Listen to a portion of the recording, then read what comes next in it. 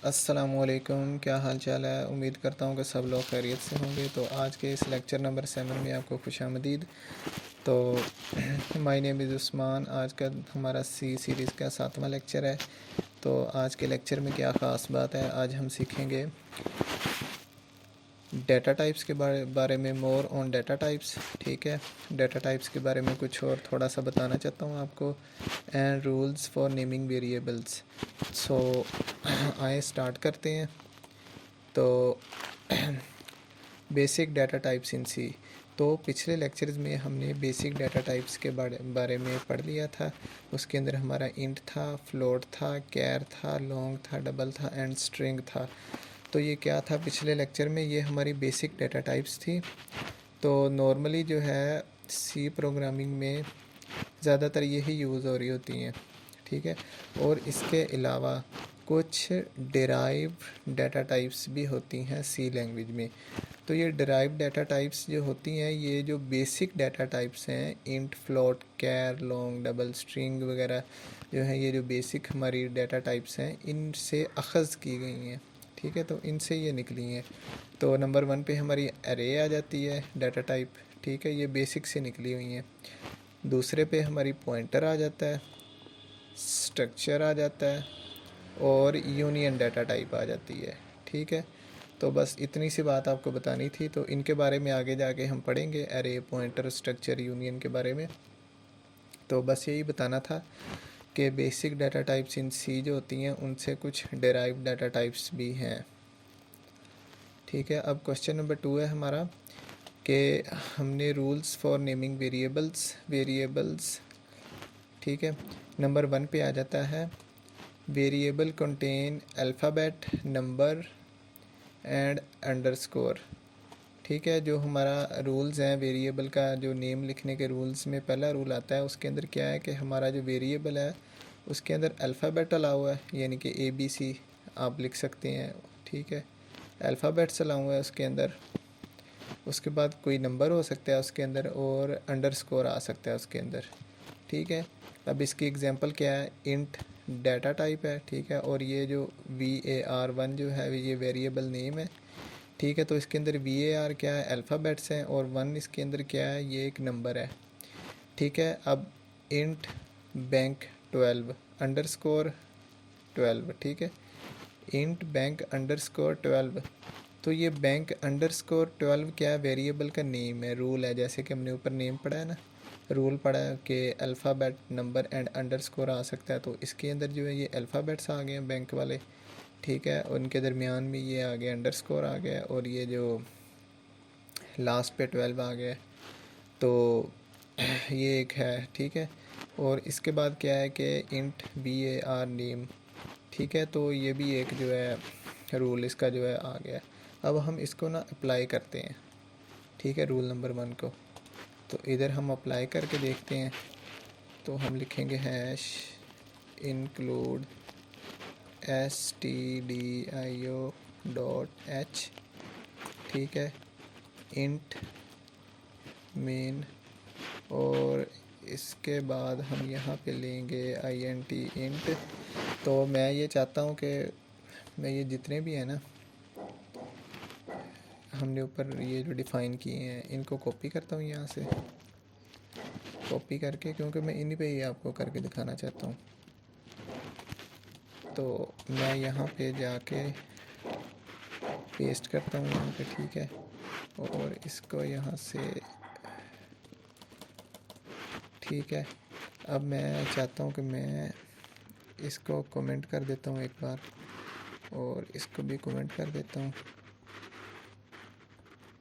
ठीक है, अब हम लिखेंगे printf। ठीक है, आपको पता है कि हम इसके अंदर एक %d इस्तेमाल करते हैं क्योंकि ये इंटीजर डाटा टाइप है।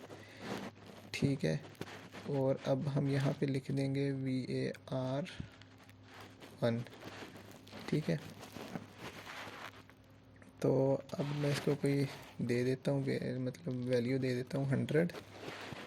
ठीक है, इसको भी अनकमेंट करते हैं, और इसको कोई वैल्यू में दे देता हूँ, इसको 200 दे देता हूँ, और इसको दे देता हूँ 300।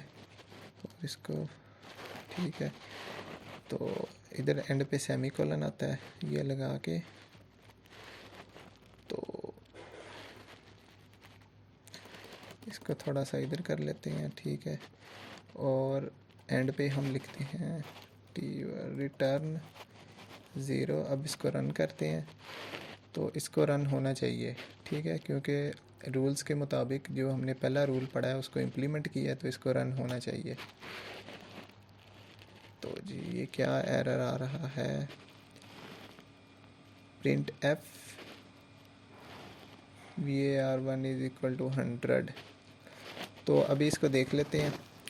तो क्या आ रहा है, error unable to find string literal operator, ठीक है जी। var1 const 4 for long signed in argument. तो ये कह रहा है कि इसे मिल नहीं रहा var1,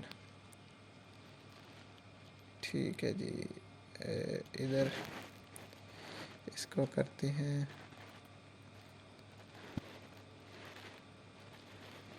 यहाँ से इसको कॉपी करते हैं और यहाँ पे कंट्रोल भी पेस्ट करते हैं, फिर एक बार इसको पेस्ट करते हैं और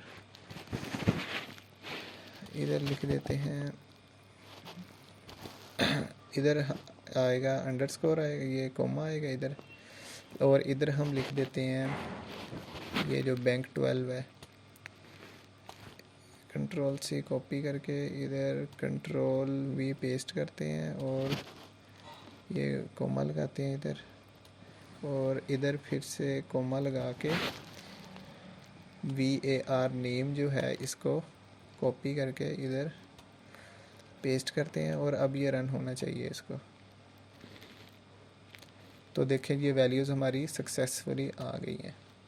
तो रूल 1 हमने क्या पढ़ा था कि उसके अंदर क्या होना चाहिए, अल्फ़ाबेट होने चाहिए, अंडरस्कोर होना चाहिए और होना चाहिए अपना नंबर होना चाहिए।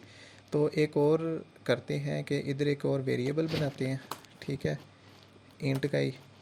तो var2 के नेम से बनाते हैं और एंड पे अंडरस्कोर डाल दूँ तो क्या ये चलेगा।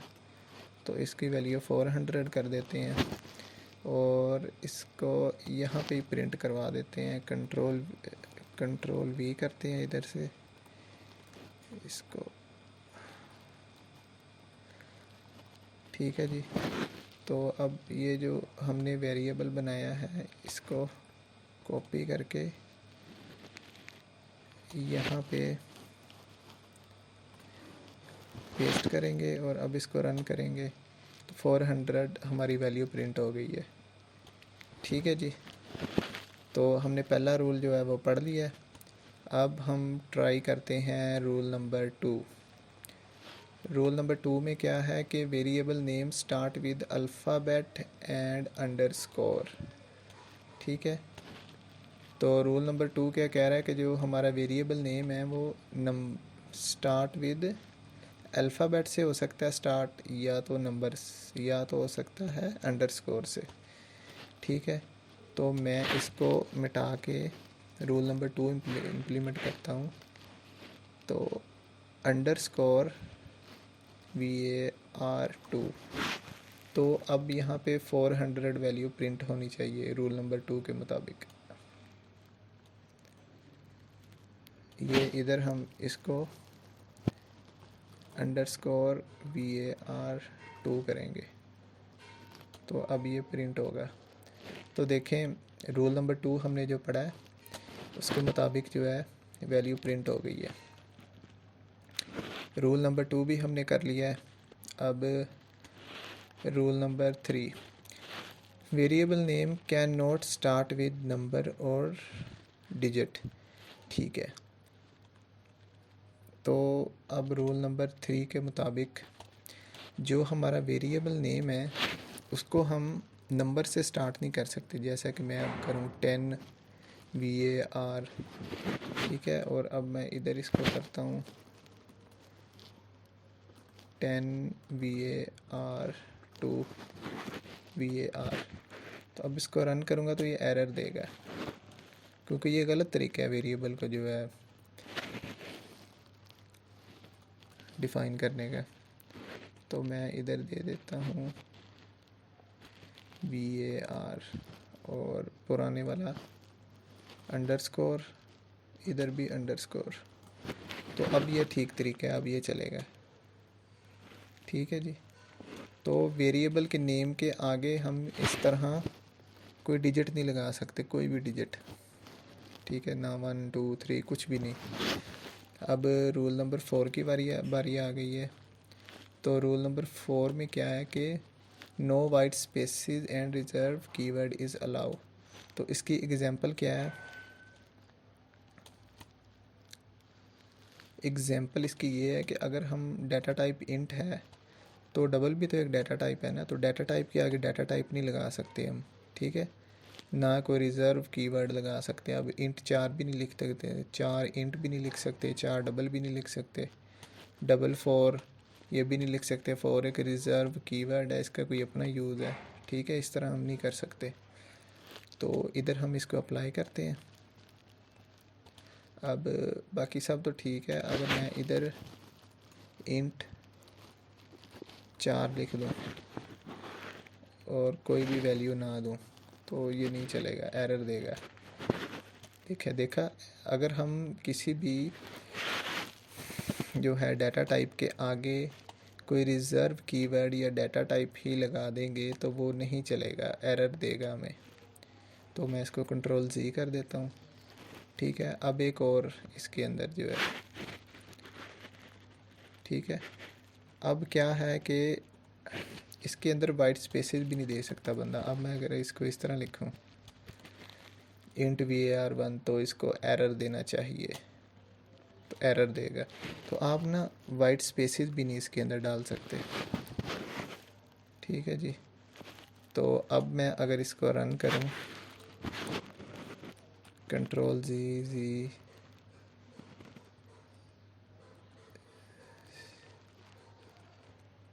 ठीक है जी, अब ये रन होना चाहिए।